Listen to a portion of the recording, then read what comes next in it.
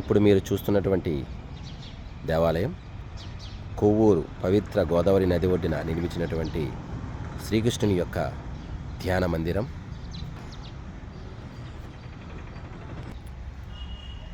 సుందర గోవిందిని దేవాలయం, వెంకటేశ్వర స్వామి వారి దేవాలయం,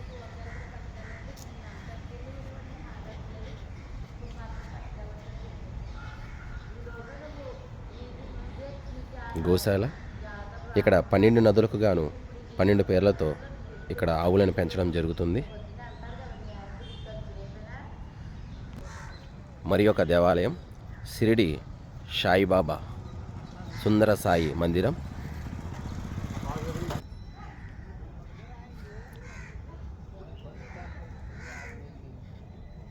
యోగ సిద్ధ గణేష మందిరం.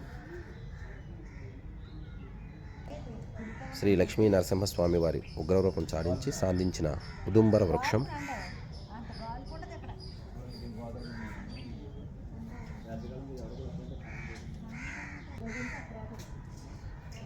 విజయ దుర్గాదేవి ఆలయం.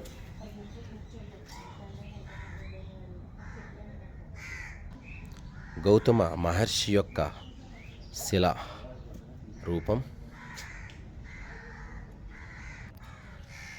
పోతులూరి వీరబ్రహ్మేంద్ర స్వామివారి ఆలయం.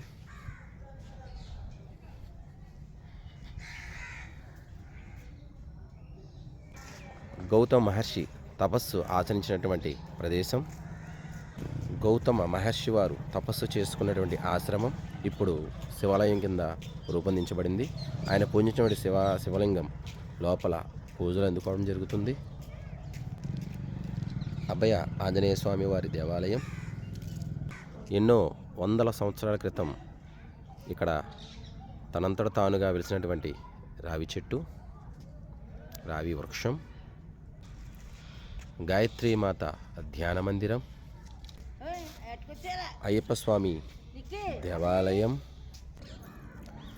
ప్రతి సోమవారం సాయంత్రం 5:30 దాటిన తర్వాత విశేష పూజలు అందుకుంటున్నటువంటి కాశీ విశ్వేశ్వరుడు, అన్నపూర్ణాదేవి, కాలభైరవుడు, గోమాత,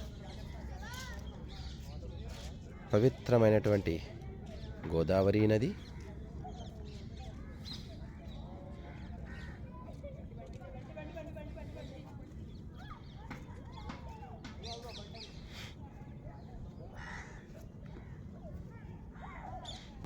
నిత్యం భక్తులతో అభిషేకాలు పొందుతున్నటువంటి నందీశ్వరుడు, శివయ్య,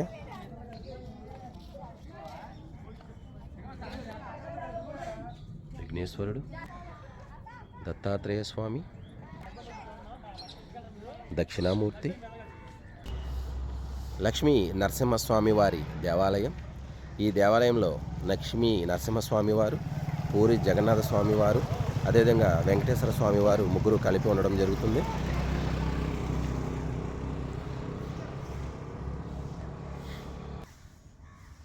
అదేవిధంగా పక్కన కృష్ణ, బలరామ, రుక్మిణి, సత్యభామ అమ్మవార్లతో దేవాలయం.